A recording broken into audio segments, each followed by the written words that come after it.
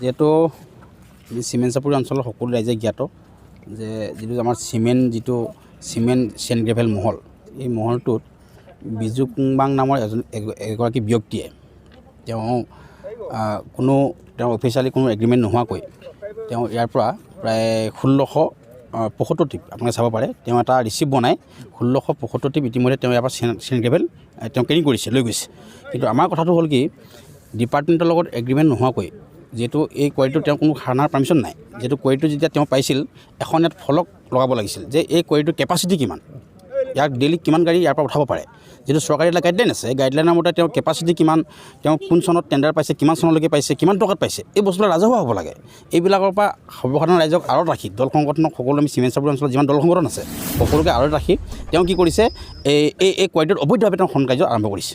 তাৰ কাৰণে আমি ধিক্কাৰ জনাইছোঁ এনেকুৱা মানসিকতা ব্যক্তিক, যিগৰাকী ব্যক্তিয়ে আজি খুব কম সময়ৰ ভিতৰত তেওঁ 1675 গাড়ী যিটো মাল এবাৰ কেৰিং কৰিছে, কিন্তু বিনা চৰকাৰী ৰাজহ, 1 টকা চৰকাৰী ইয়াৰ পৰা ৰেভিনিউ পোৱা ৰাজহ সংগ্ৰহ কৰিবলৈ সক্ষম হোৱা নাই। যিহেতু তেওঁ নিজৰ নামত আপোনালোকে চাব পাৰে, তেওঁ নিজৰ নামত এটা খালী কুপন বনাই লৈছে যে বিজু কুংবাং নামৰ এটা কুপন বনাই লৈছে, আৰু এখনো গাড়ীত টিপি নাই।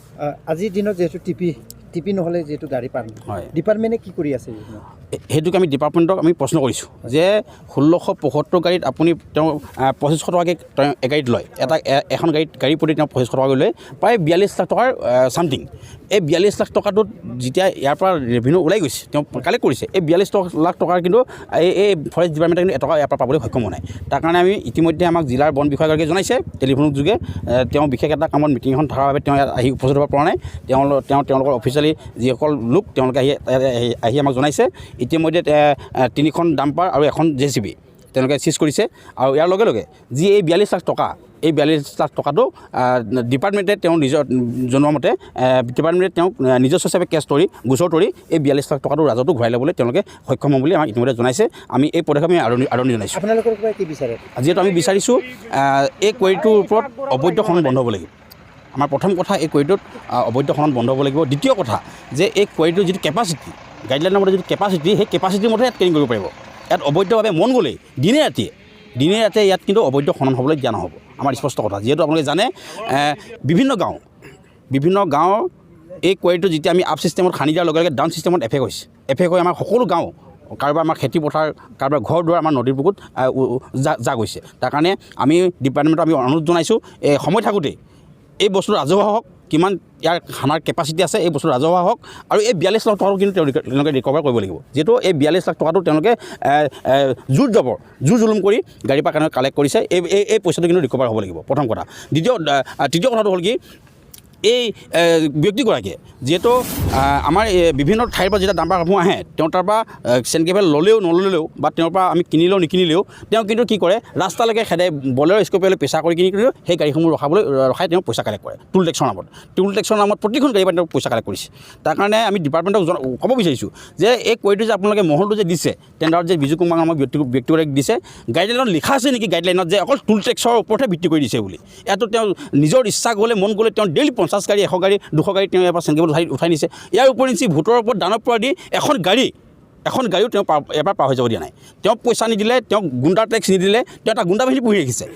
তাৰ কাৰণে আমি প্ৰশাসনক দাবী জনাইছোঁ, এই গুণ্ডা বাহিনীত কোন আছে, এই বস্তু ৰাজহুৱা হ'ব লাগিব, প্ৰশাসনে তদন্ত কৰিব লাগিব। যিহেতু তদন্ত নকৰাৰ কাৰণে বা ডিপাৰ্টমেণ্টে ইয়াক নোচোৱাৰ কাৰণে ডিপাৰ্টমেণ্টে হেমাহিভাৱে কিন্তু সৰ্বসাধাৰণ ৰাইজে তেওঁ এই কোৱাৰিটো ছেটেলমেণ্ট পোৱাৰ পাছতে কোঙা কৰি পেলাইছে। যিহেতু আপোনালোকে জানে চিমেণ্ট চাপৰি যিটো চিমেণ্ট চেণ্ড গ্ৰেভেল মহলৰ পৰা 1 ট্ৰেক্টৰ 1 ডাম্পাৰ চেণ্ড গ্ৰেভেল উঠালে তেওঁ হাজাৰ টকা তেওঁ কালেকশ্যন কৰে। এই হাজাৰ টকা কালেকশ্যন কৰি তেওঁ চৰকাৰী ৰেভিনিউৰ নামত তেওঁ কয় যে আমি টেণ্ডাৰ আমাৰ ওপৰত আছে, তাৰ কাৰণে আমি পইচাটো বঢ়াব লগা হৈছে। আজিৰ তাৰিখত সৰ্বসাধাৰণ ৰাইজে কিন্তু এগাড়ী চেণ্ড গ্ৰেভেলৰ কাৰণে হাহাকাৰ কৰিব লগা হৈছে। যিহেতু তেওঁ আগতকৈও 40%, 50% দাম কিন্তু বঢ়াই দিছে। প্ৰত্যেক গাড়ীতে তেওঁ ছেটেলমেণ্ট টেণ্ডাৰ হোৱাৰ লগে লগে, টেণ্ডাৰত তেওঁৰ নাম অহাৰ লগে লগে তেওঁ কিন্তু এই বস্তুসমূহৰ দাম বঢ়াই দিছে। তাৰ কাৰণে এই বিষয়ে আমি ধিক্কাৰ জনাইছোঁ। আমি ডিপাৰ্টমেণ্টক অনুৰোধ জনাইছোঁ অতি শীঘ্ৰে এই ব্যক্তিগৰাকীক নাকি লগাওক, যদি নাকি লগাব নোৱাৰে আমি কিন্তু চিমেণ্ট চাপৰি আঞ্চলিক ছাত্ৰ সন্থাকে ধৰি আমি বিভিন্ন দল সংগঠন, স্থানীয় আমি যিমান দল সংগঠন আছোঁ সকলোৱে কিন্তু আমি ইয়াক কিন্তু আমি ৰাষ্ট্ৰীয় ঘাইপথত অৱৰোধ কৰি আমি ব্যাপক আন্দোলন কৰিবলৈ কিন্তু বাধ্য হ'ম। কিন্তু মই চেলাৰ ছিষ্টেমত আছোঁ। এনে কি ডিপাৰ্টমেণ্টত আছে আপুনি? মই মানে মৰি নহয়, মানে এনে চোৱা চিতাৰ দায়িত্বত। আৰু এইফালে কি দায়িত্ব আছে আপোনাৰ ইয়াত? দায়িত্ব মানে ক'ত গাড়ী উঠাইছে, ক'ৰবাত চুৰ হৈছে নেকি, এই চুকে কোণে যোৱা, কোনোবাই মেটেল ভাঙি আছে, কোনটো ছিষ্টেমত ভাঙিব দিছে, এইবোৰ চব আজিলৈ কিমান দিন হৈছে আপোনাৰ ইয়াত থাকি? মোৰ এমাহমান হৈছে। এমাহমান হৈছে। এমাহমান হৈছে। এই ৰিচিপ্ট যে দিয়ে, হয়, ৰিচিপ্টটো কি হিচাপে দিয়া হয় আপোনাৰ মতে? তো ৰিচিপ্টটো দিয়াটো আপোনাৰ কি ক'ম, এইটো এনে প্ৰুফ এটা আৰু টিপ হিচাপে টিপ তাত যে হিচাপে যেনিবা ইয়াত যে ৰিচিপ্টটো কাটে অঁ। সেই হিচাপটো মানে আকৌ মালিকক সন্ধিয়াকৈ দিব লাগে এইটো বা ৰিচিপ্ট। 2 দিনমানৰ পিছত দিব এইটো যে লাগে। এটা ৰিচিপ্টত 2500 কাটা দেখিছোঁ, হয়, এইটো কেনেকৈ কাটে এইটো? এইটো আপোনাৰ 10 CM আৰু 16 CM। 10 চিমত 10 CM 2000, তাৰপিছত 16ত 2500। 2500 2500 নে আপোনালোকে ৰিচিপ্টটো কাটি দি গাড়ী কৰি দিয়ে? দি দিওঁ। কিমান কাটে বুলি কৈছে? 10 CMটো অঁ। আপোনাৰ 2000, 16 CMটো আপোনাৰ 2500। ইয়াত টিপিও ইছ্যু হয় বুলি কোৱা হৈছে। টিপি ইছ্যু হোৱা নাই। ড্ৰাইভাৰবিলাক কৈছে যে টিপি আমি ইয়াত জমা দিওঁ আৰু ইয়াৰ পৰা কিছুমানে ক'লে ইয়াৰ পৰা লয়, কিন্তু নাই, আপোনালোকে এইটো টিপিৰ দায়িত্ব আছে ন? নাই, এইটো ক্ষেত্ৰত দায়িত্ব নাই। আপোনালোকৰ টিপিৰ নাই, একো দায়িত্ব নাই এইটো ক্ষেত্ৰত। আপোনালোকৰ জাষ্ট ৰিচিপ্ট ৰিচিপ্টটো মানে সেই নথকা অৱস্থাত কেতিয়াবা লেট্ৰিন লাগি যায় হয়। বা ক'ৰবাত যাবলগীয়া হয়, তেতিয়া বজাৰ আপুনি কৰিবলৈ যদি গুচি যায়, মাজে receipt মাজে মই কাটি দিওঁ আৰু। আপোনাৰ নাম কি? মোৰ ভগীৰথ পেগু, এনে ঘৰ? বোৰ চিলপটাৰ।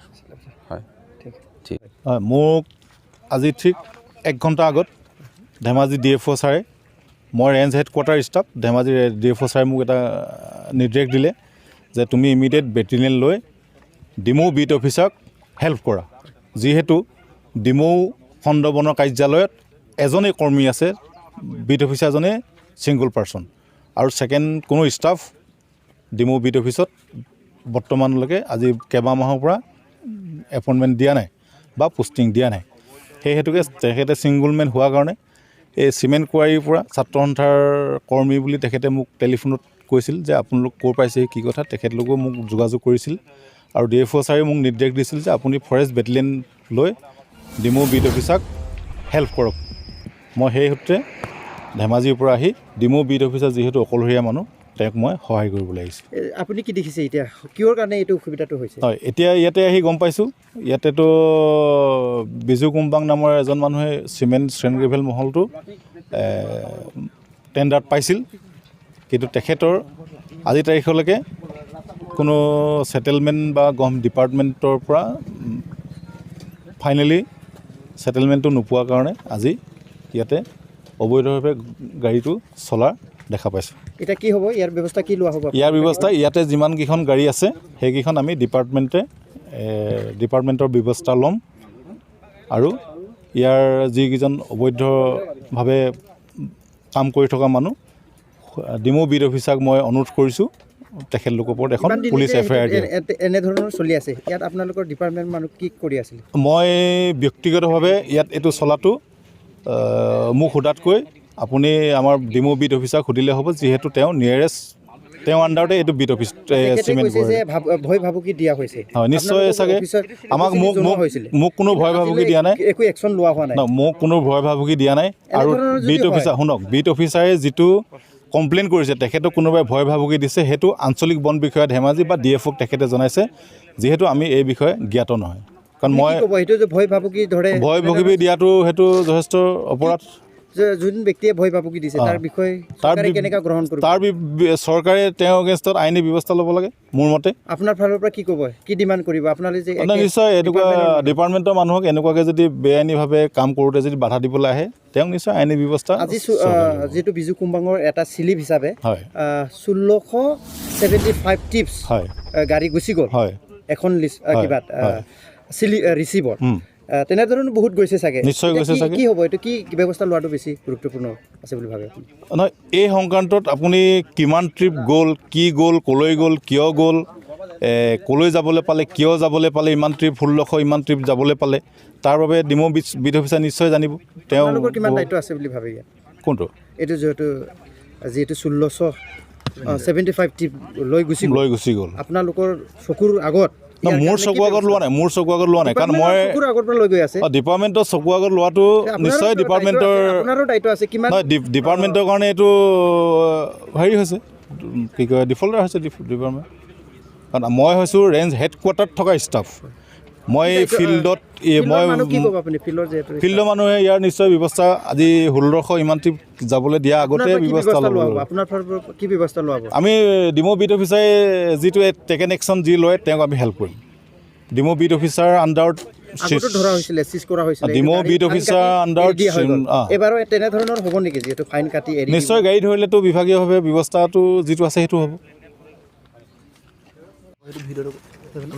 যিটো আজি বিশেষ সমস্যা যিটো চিমেণ্ট নদী ইয়াত আপোনালোকৰ পৰা কি ডিমাণ্ড কৰে ডিমাণ্ড মানে এটা কথা যে যি ইয়াত অবৈধ খনন কাৰ্য চলাই আছে যি চিণ্ডিকেট চলাই আছে বিজু কুংমান নামৰ এজন দালালে সেই দালালজনে অতি শীঘ্ৰে দালালজনক এৰেষ্ট কৰক আৰু ইয়াত যি অবৈধ খনন কাৰ্য চলে খনন কাৰ্য বন্ধ কৰক আৰু চিমেণ্ট নদীৰ যিটো আমাৰ উজনিৰ ফালে খান্দি দিয়াৰ লগে লগে নামনি মানুহখিনিৰ কাৰণে এটা বৃহৎ সমস্যা হৈ পৰিছে গতিকে চিমেণ্ট চাপৰিত যি অবৈধ খনন চলি আছে বিজু কুংবাং নামৰ দালালজনে সেই দালালজনে অতি শীঘ্ৰে বিভাগীয় কৰ্তৃপক্ষ এৰেষ্ট কৰক আৰু ইয়াত থকা যিকেইখন JCB ধৰক ডাম্পাৰ ধৰক আছে সকলোবোৰ চিজ কৰি চৰকাৰ কৰ্তৃপক্ষক জমা দি দিয়ক মই সদুতা এখন ছাত্ৰ সন্থাৰ চিমেণ্ট চাপৰি আঞ্চলিক সমিতিৰ সাধাৰণ সম্পাদক অসম জাতীয়তাবাদী যুৱ ছাত্ৰ পৰিষদ চিমেণ্ট চাপৰি আঞ্চলিক সমিতিৰ ফালৰ পৰা যিটো চিমেণ্ট নদী যি কুঁৱাৰী হয় অবৈধভাৱে যিহেতু দুৰ্নীতি চলি আছে তাৰ বিষয়ে কি ক'ব হয় বিজু কুম্বাং নামৰ যিজন দালালে চিমেণ্ট চাপৰি অবৈধভাৱে তেওঁৰ নামৰ ছেটেলমেণ্ট হোৱাই নাই বৰ্তমানলৈকে